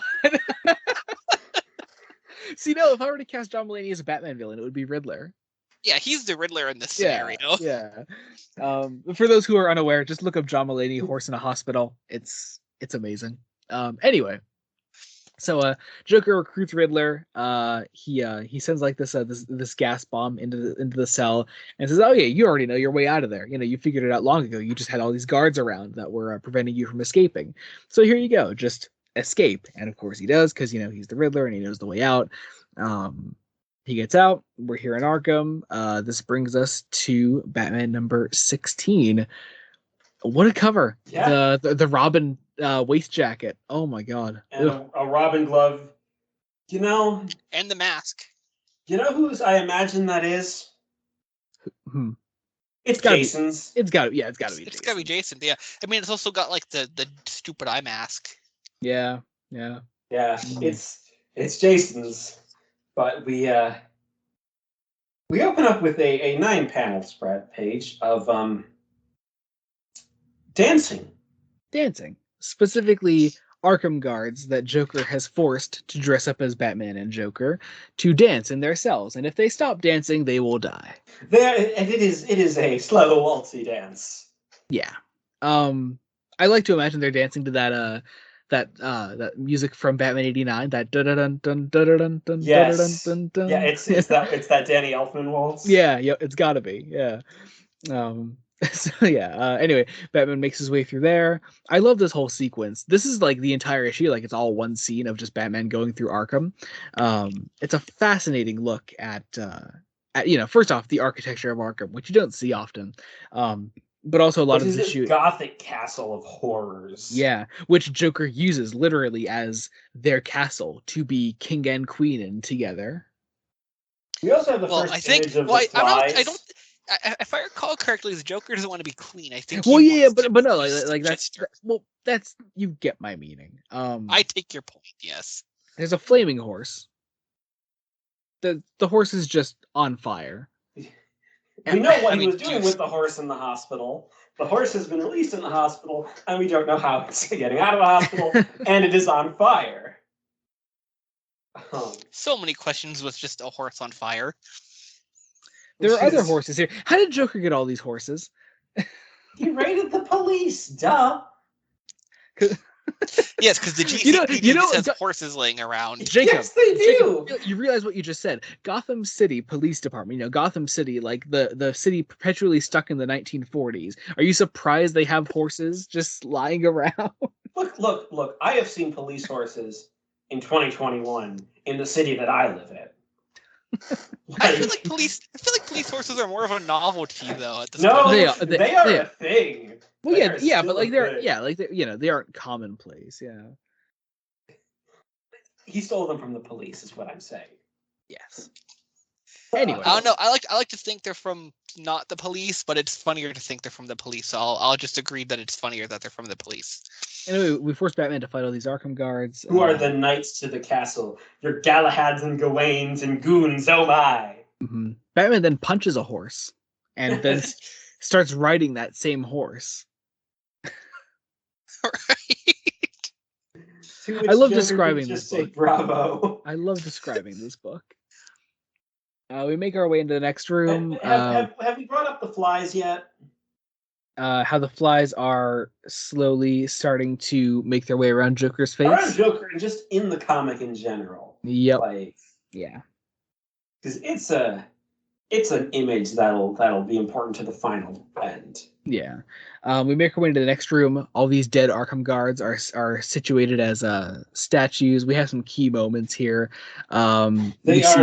We see Laughing Fish. We see Joker pushing Batman off something. I'm not sure what comic that's supposed to be, actually. We see the death of Jason Todd. And that last one is interesting. The Joker holding the baby. I know you don't know what that is. Fuck it, I'll say what it is. This is, I believe, a scene from No Man's Land, where Joker has a bunch of babies kidnapped. He holds one. Gordon's wife walks in on him as he's holding the baby, and he drops the baby, and Gordon's wife catches it. At which point, Joker kills Gordon's wife, who is holding a child, and then this is a moment that is not talked about enough. It's one of those fucked up Joker moments ever. So we're gonna read No Man's Land, right? Definitely. Joker then walks outside, surrenders to the GCPD. Gordon realizes that Joker has killed his wife, and punches him. And that's not enough, of course. He shoots Gordon in the leg. He shoots Joker in the leg. To which Joker laughs and says, "Oh, you shot me like I shot your daughter. I get it." Oh God, that is hilarious. And then looks up at him and says, "You have a little boy too, don't you?" It is horrible. I have read that issue on numerous occasions, and it is. Why does no one talk about? Was No Man's Land the 90s? No Man's Land was late 90s into early 2000s, I think. I could be wrong. Okay, cool. Because that sounds 90s. Yeah, it's I think it's very late 90s, I want to say. But it's also one of those arcs, kind of like Nightfall, that went on for just way too long. And there's some there's some great standout moments, but it's really long. So anyway, also I love that the tapestry is human flesh. Yeah. Again. This arc needs trigger warning. Let's be honest. Yeah. Several trigger warnings. Yeah. Mr. Freeze is here. He redeems himself a little bit. Yeah. I mean, sorta. Yeah. He's still the one that went insane. So okay. Yeah. Don't remind me of the annual. The annual doesn't exist. It didn't happen. I don't quite get the Gordon appearance here, actually. It's Clayface. That does make sense.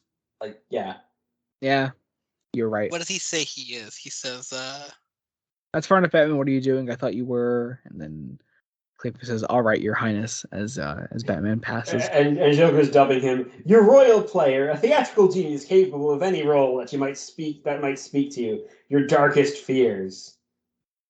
And he just shoots Clayface with electricity. Yep. Yeah, it almost looks like you straighten his mouth even. Yeah, Clayface can take it. So all the villains are taking sort of a role. Scarecrow shows up for a brief appearance. Mr. Freeze is the groundskeeper. Scarecrow is your physician who keeps your subjects strong and healthy in their terror. A tincture for you, my lord.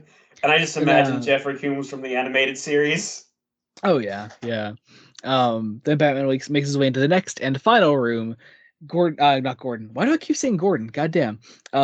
Joker has a party ready for Batman. Says, "Welcome to your throne room, Bats, where the magic happens." In this room is Penguin, Riddler, and Two-Face dressed as what is it?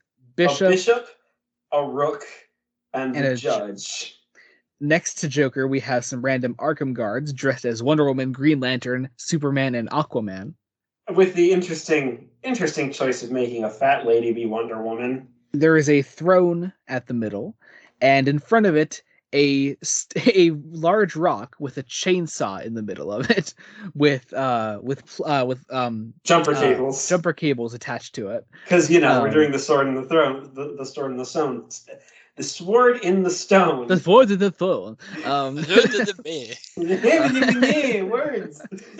But yeah, so Joker introduces everyone. We get this horrifying close-up of Joker's face with all the flies swarming around it. My God, that's.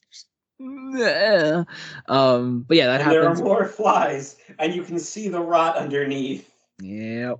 And he makes the guards try to pull the sword out of the stone, and he just electrocutes them. Yep. No, he says they have a chance. It's an alternating current. Even though I don't believe that for a second. Superman guard dies. That's not how alternating current works. They don't have a chance. Don't be science. That's That's my role, Joey. Don't be science. Bad science. Superman dies. We, Again. we just went through all this. Joke's on you, Jacob. The next 4 episodes are about bringing back the Arkham Guard dressed as Superman. Reign of the Arkham Guards.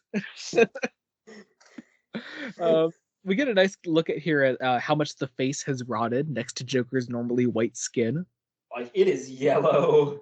It is just yellow. And they dropped some bars to trap Batman. You know, and Joker makes the Wonder Woman guards smile. I mean, make her smile is a bit polite. Yeah. Yeah. Anyway, so all Joker really wants out of this is just for Batman to sit down in his throne and take his place as the king in his palace that is Arkham. After looking at the magic mirrors on the wall, seeing his old friends captured. Yep. It is worth mentioning actually that Jacob 1 has requested to read the tie-ins, and I gave him my collected edition of all the tie-ins. What have you read so far? I forget.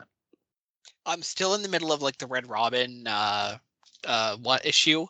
The Teen Titans and Red Hood and the Outlaws issues. Yeah, that's because they cross over. Because you can see on the wall here that they're captured together. Yeah. But yeah. So you did Batgirl, right? You did Batgirl, Yeah. Catwoman, and Suicide Squad, right? Mm-hmm. Yeah. So I didn't bring it up then. When like the Harley section, but after reading the Suicide Squad issue, I totally understand why she's so upset looking. Yeah. Anyway, but yeah, so all the family has been beaten by the Joker. Batman is left all alone, and and Joker says very politely, "Now sit your ass down." I love the way Capullo draws Joker here, just totally unhinged. The way that whenever he's like yelling, screaming, whatever, whenever he has just a gigantic smile on, you could just see like the face just ready to just fall right off his face, like you see any second now. Yeah, you see like the bonds being ready to snap. Like, and the issue ends brilliantly. Batman sits down in his throne, puts the thing on his head in the electrocutioner chair, and Joker says, "See you on the flip side, old friend." Batman is electrocuted, and we get into our backup story, which is actually the only one properly like in chronological order, where it takes place in the issue, because this is well after Batman has already sat on the throne. We see Penguin, Riddler, and Two-Face after all this has happened. I'm kind of mad there wasn't a Two-Face backup story, actually. Yeah. That would have been cool to see. I like to see what Snyder does with Two-Face. Yeah. There is an All-Star Batman run by Scott Snyder that focuses around Two-Face. Cool. Yeah. Anyway, yeah, one of the better Two-Face comic stories in my opinion. Yeah, but they're essentially trying to, is he dead? Asking where do they go next? And the Joker's like, go back to the streets, my faithful courtiers, or back to yourselves. You played your parts beautifully, but now it's over. Mm-hmm. This next bit is a private affair. He traps the 3 of them behind another set of bars, and Two-Face aims a gun at Joker's head. Joker, this gun was of course supplied by Joker, so who knows if it'll just backfire and kill Two-Face instead. Two-Face decides to not take the chance, but I love the bit where Joker just like holds the gun right up to his head, which I think, that probably inspired that one scene from Arkham where Jerome does that. Not Arkham, Gotham, where Jerome does that. Huh. It's like that exact scene. Yeah.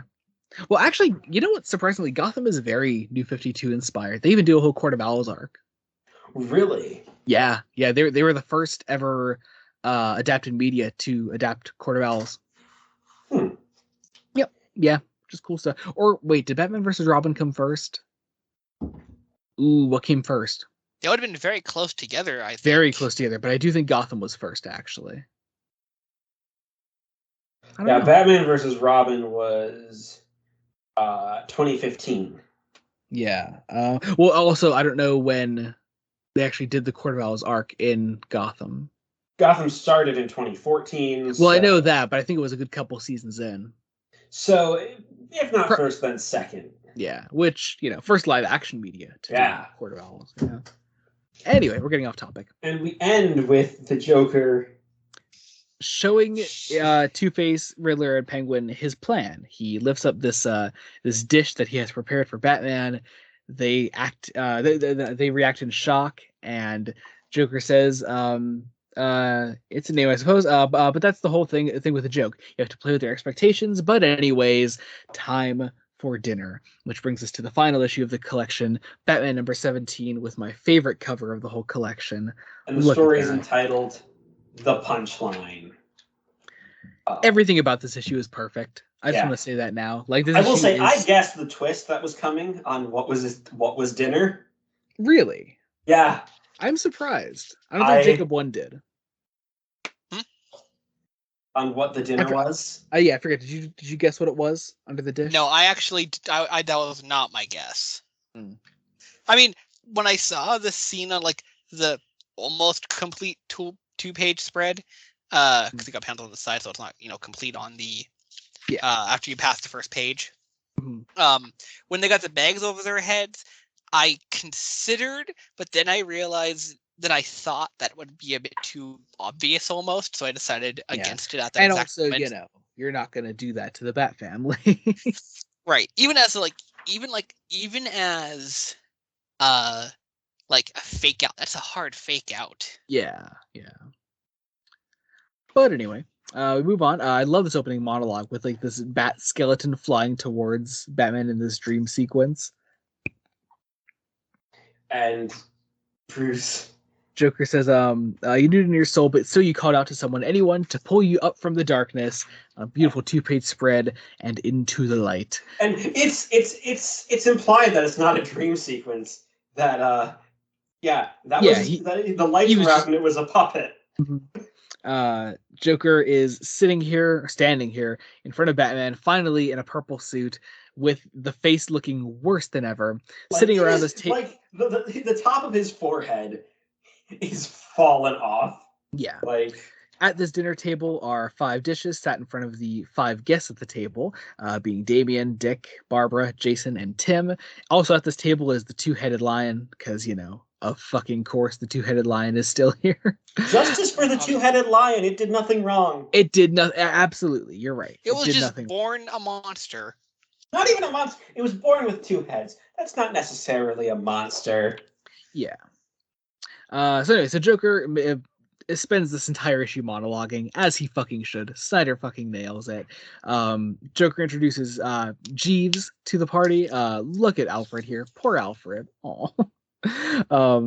He is Joker's obedient servant now. He is here to unveil the dishes. Well, not quite yet, of course. Alfred is here to pull up the cloths, the bags from over each of the Bat family's heads, revealing these bloodied, bandaged faces, still with their masks on, presumably, because Barbara still has like the pointy ears sticking out. Well, it's telling that we get the big reaction shots from Tim and Barbara, and not say Dick and Jason. Like, yeah. It's so fucked though, because like that they all believe that is what's happened to them. Yeah. Like, oh my god. It's not just fucking with Bruce, it's fucking with everyone that he's done this to as well. Yeah. Bruce is like, Joker, what have you done? What have I done? I've simply dressed them for the party. Or rather, undressed them, taken off the clothes that have been invisible to everyone but you, my king. Exposed them. And speaking of exposing, Mr. Pennyworth, would you serve us, please? I hope you like it. Look at everyone. I made it with lots of love. With this gorgeous full page of him holding the two-headed lion, with this heart above him, showing all of the sliced off faces of the Bat family. My god, what an image. Which is so dark. With my favorite Joker line following it, Batman says, "How could you?" Joker says, "How it was easy, Bats. Just slice, pull, chill, and serve. A 30-minute recipe." Which is so fucking good. We have this whole bit. What Joker really wants here is for Batman to kill his family, to finally get rid of them. Joker pulls out the little book of them that that he's kept all their information in all these years. He gives Batman a match and is ready to kill all the family here. There are like flints under each of their chairs, ready to light the whole place on fire. Well, I like there's one detail of let me call your bluff once and for all and show my hand. Let me tell them the real reason you don't end it. The one you don't want to admit in front of them, the one you'll never admit to anyone but me. So you want to know, kiddies? You want to know why the doors and windows get left unlocked at night? Why I get to creep in over and over? To get you, and you, and you again, and you, and you. Oh my god, I love it. That is actually really important. Because it's telling that he doesn't know their identities. Yeah, yep. Because and you again is Jason, the one that he killed in Death in the Family, and obviously would know who Jason Todd was. Yeah. But he doesn't say and you again for Barbara Gordon. Yeah. He doesn't know that Barbara Gordon is Batgirl. Yep, I love those little details. It's great. Because the only one that he would actually know the identity of the family here is Jason, because in Under the Red Hood, Jason just outright reveals his identity to him. So there's that. So Batman, of course, won't kill the family. So Joker does it for him, and he lights this match, and he drops it, and says, love. Which is great. Everyone starts to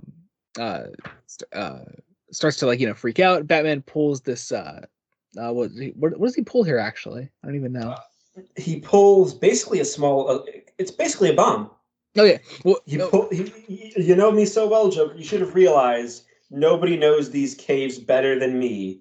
So obviously, we realize that we're in the caves leading to the Batcave at least. And water extinguishes all the flames, and the Joker can just say, "That's not funny." But Joker I want to point out, because there's been a bunch of art that I wanted to point it out in, but this is a really good panel to do it, where he's saying that's not funny. Mm-hmm. He looks like he has a dead eye, his left eye. Oh yeah. The one that's always right on the panel.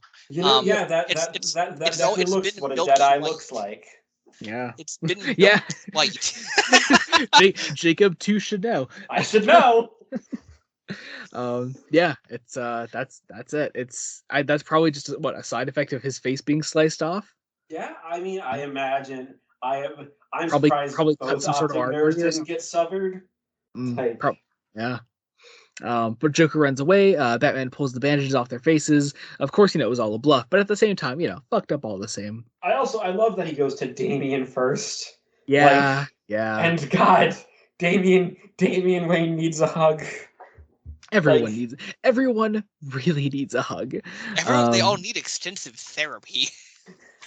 But unfortunately, no justice for the two-headed lion today. It has a fucking bomb inside its head. Again, justice for the two-headed lion, and it releases, Joker toxin. Yeah.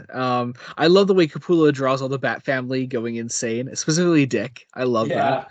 But Batman runs after Joker. This was, of course, before the two-headed kitten exploded. Batman goes after Joker here. We get this great confrontation between the two of them. Batman gets another good punch in there that sort of knocks off the face. And here's where we get sort of Snyder's take on the Killing Joke. I want to hear this. Go ahead. Again, we'll start with Bruce saying, "Enough. I see a dance then. No more dances. Then just a quarrel. No more quarreling." What do you mean? I mean no more of any of it. Not this time. And we have the Joker essentially saying, "Oh, but yes, Bats, this time too, I made sure. Sure you'll get what you really want. Right now your precious family is tearing itself apart. I gassed them. A new concoction, particularly potent, old friend. So if I were you, I'd get back and help them before there's nothing left. Nothing but scratch for Pennyworth to he gets punched." No. Batman hits him with a crowbar. Oh yeah, so that's some symbolism. Batman is just he's not having any of Joker's shit right now. He's not playing in the game because Batman realizes that that's what he's sort of been doing this whole time. He's been playing into Joker's hand. He's not playing the game anymore. You're really just going to let them die? Sure you are. Batman says that he has faith in them. And that is one of my, this leads to one of my favorite lines. It's like, well, you shouldn't. They're not your family. They're killing you, They're making you. They make me You strong. Joker then sprays some acid into Batman's face, runs away some more, gets to the edge of a cliff, which there's a waterfall. Batman, of course, which is, again, very good imagery for a character like Batman and Joker as parallels due to the imagery of the final problem. Yep. Yeah, definitely. Yeah. But yeah, while this is happening, the Bat family is sort of starting to break through the Joker's laughing gas, proving Batman's point of like having faith in them and why he trusts them. So they're sort of starting to break through it. They were fighting themselves, but now they're not. Well, slowly starting not to. But so how about it, Joker? How about tonight I go farther than I've ever gone? How about tonight I stop the game once and for all? And the drop from here, after all, you'll never survive. I'll do you one better. Because I did it, Joker. I broke the spell. I did what you wouldn't do. Right here is where you turned back, isn't it? Right at this drop where the boat dives. Not because you couldn't hold on, but because you wouldn't want to know. But see, me, I'm not like you. Not anymore, Joker. And this year, while you were away, I finally deduced it, who you were before. I try to play my own joke on me, are you? Your name, your history, all of it. I know it all. And you see Joker getting genuinely scared here, as Batman dangles him over this waterfall. The Bat family is actually like breaking through here through the toxin, while Batman says, "This time, this is the end of that family then, because I choose them. Now come a little closer, old friend, so I can whisper it right into your ear. Your name, Joker. Your real name is." Joker does not want to hear it because this is Joker genuinely scared. He thinks Batman actually knows. So I can whisper it right into your ear. Darling. I imagine just as soft, just to twist the knife just a little bit. Yeah, probably. Yeah, probably. Joker, rather than hearing his own name, decides he chooses death. He falls off this waterfall. He throws himself off the waterfall. You see the face come off finally. You see a little bit of his exposed chin there, and that is that. Batman opens up the little book that he was carrying around, sees it is completely blank, and the Bat family recovers. And that is so goddamn intense. I don't even know. I don't even know what to say on that. Like, it's so perfect. It so perfectly captures the dynamic that all these characters have together, not just Batman and Joker, but how the rest of the family interacts with these characters and why they're so necessary to Batman's character. And now you have my refutation for the argument that the suggestion that Alfred may have been fridged in this one. I'm not making the genuine argument for it. I think there's a conversation to be had. I don't think it counts as a fridging because we still get to see Alfred Pennyworth in the story itself. Because again, the Barbara Gordon things, because in The Killing Joke, as the Killing Joke, she has no agency. But here Alfred gets to recover, and he gets to work through his own trauma. As well as the rest of the family getting to work their own trauma with a great little wry line from Bruce, because it's the next day. Bruce is planning a meeting for the family. Just to recap, he gives Alfred a bell to let him rest. 1 ding for food, 2 for a drink, 3 for a real drink. I love that line. Yeah. I like Alfred just goes straight to go to hell. Yeah. But then Alfred asks him, says, "Are you sure you're all right?" Batman goes into like just the final like the final like definitive answer to it all. He says, "I went to visit him once, Alfred." Says he went to visit him in Arkham not long after he had first met the Joker. He went to visit him specifically as Bruce Wayne. Bruce Wayne goes to visit him in this flashback and holds up the playing card that the Joker left for him. Says, "I found this. I think it belongs to you." Bruce says, "He looked right at the card, Alfred, and right at me." but he didn't see me. He didn't see me at all. It was then that I knew that he didn't care who I was beneath the mask and never would. Knew that he wasn't capable of even approaching the subject of Bruce Wayne because it was ruin his fun. Which is a fascinating image that the Joker is in love with the idea of Batman. Yeah. He's not in love with Batman. He's in love with this idea. Mm-hmm. I mean, come on. Yeah. Yeah. Yeah. Yes. No. Fuck you, you one-eyed bitch. Anyway, so on this day of the meeting for the entire Bat family, everyone sort of bails on him. Tim messages Bruce, says, Bruce, something came up. Sorry, won't be able to make it today. Tim, we see, is doing nothing. Barbara says the same thing. Bruce, Dad asked me to help out something, rain check. Barbara is, of course, doing nothing. Still no word from Jason. Damien leaves a note on his door, says father decided to train in the bunker downtown. Don't wait up. Damien is doing nothing.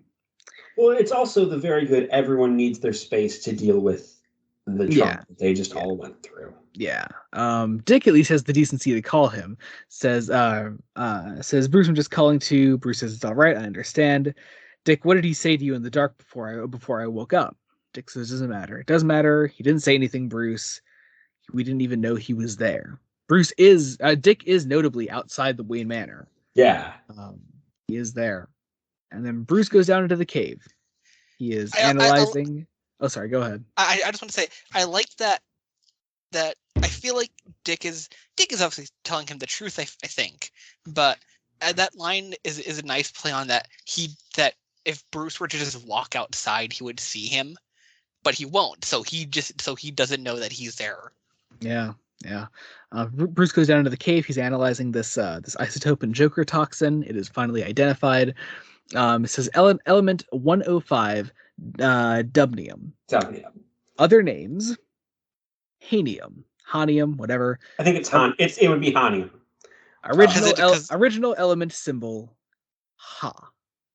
And the final page is just this slow zoom in on HA as a fly flies over it. Very much doing the Killing Joke thing of zooming in to end on a thematic symbol, being the fly and the rot. And it's a lot. And that is that. That is death. Also, I'm fairly certain dubnium might be radioactive. Yeah. Considering it's a fairly large element, and there's uranium is 92, and usually things like uranium is one of the first of the radioactive ones. Mm. Yeah. It's actually. I just looked it up. And that actually makes a lot of thematic sense. It is the result. It is. It's not a natural element. It's one that is made as an unstable byproduct of atomic collisions. Yeah. All right then. Interesting. Interesting. If dear listener, you haven't figured out, I'm a chemist. Yeah, that is true. That is true. All right. Anyway, that was Death of the Family. My God, it's intense. It is intense. It is worth it. It is. Yeah. Definitely. Joe, you may not like this. I still think I prefer Court and City more. I mean, that's fair. This is brilliant. It's 10 out of 10 material, and I am so glad we've read it. Yeah. No, I get that though. This is my preferred of the two. I love it. I love everything about it. I think between Court and mind you, it's been a little bit since I've read Court, but I have a pretty good memory of Court. I think this is more of an acquired taste. Court is more of an everybody story. Even then, Court has some moments that could definitely turn away certain readers. Yeah. Oh, sure. I would totally agree with that. But I think this has, obviously many more of those moments. So this isn't an everybody story. This is more of an acquired taste, I think. I think it, let's be honest, this hits you right off the bat with the gruesome horror that we're going to be getting. That scene in the police station. Yeah. It lets you know what you're in for, pretty early on.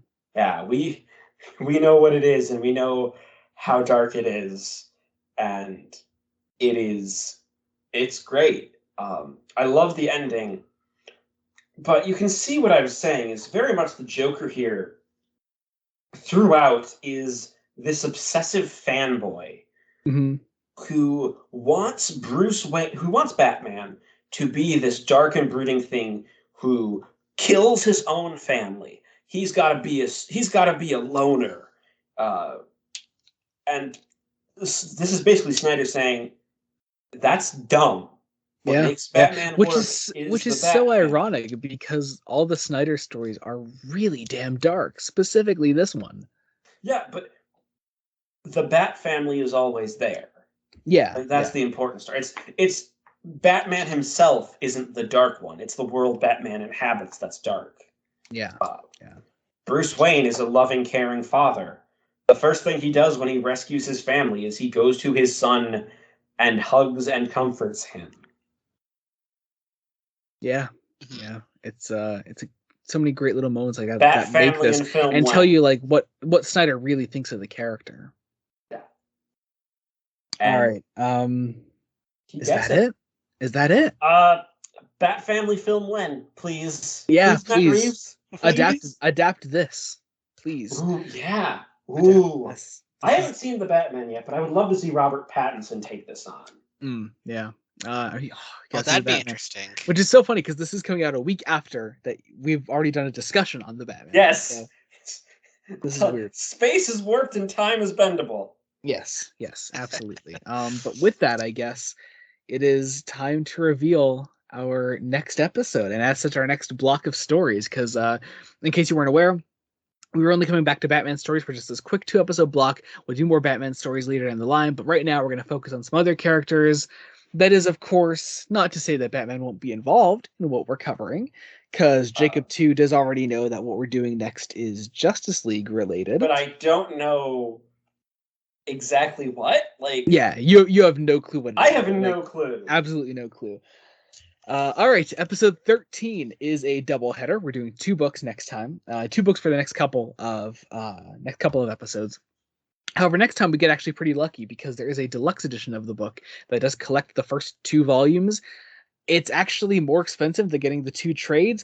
Anyway, next time we are starting to cut. We're staying in New 52 territory. We are covering Jeff Johns' Justice League, drawn by Jim Lee.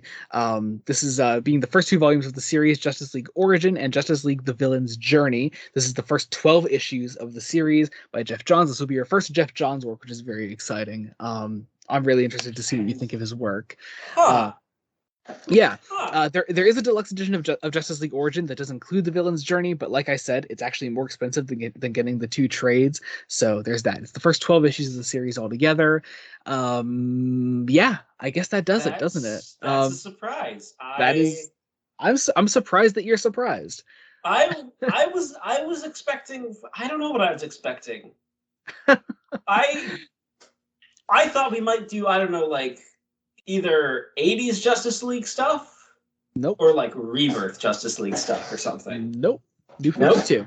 Okay, fun. We are sticking with the New 52. So Fun. there's that. All right. I guess that about does it. Jacob 1, thank you for coming on once again. It was As excellent. always. Yeah, yeah. I guess that's about does it. Thank you all so much for listening. As always, whatever platform you're listening to us on, leave us a rating, review, whatever you can do. Make sure also you subscribe to the Blood Donut Studios YouTube channel. We're doing all kinds of cool stuff over there. This is coming out at the end of March, the end of what I'm considering like Bat month, sort of, because I've done all Batman videos this month, so that's cool. I mean, the Batman came out this month. Exactly. Yeah, it's got to be Bat month. Yeah. So yes, I hope you all enjoyed Bat month. It's been really fun for me as a huge Batman fan, and I hope you all enjoyed it too. So yeah, leave us a rating, review, whatever you're listening to us on. As always, be sure to join us next time. We're covering some Justice League stuff. Should be super fun. Really excited to see where we go from here. I guess until next time, this has been Joey Morgan. And Jacob I'm Licklider. And I'm Jacob number 1. You did it at the same time. Whatever. Anyway, goodbye. Bye.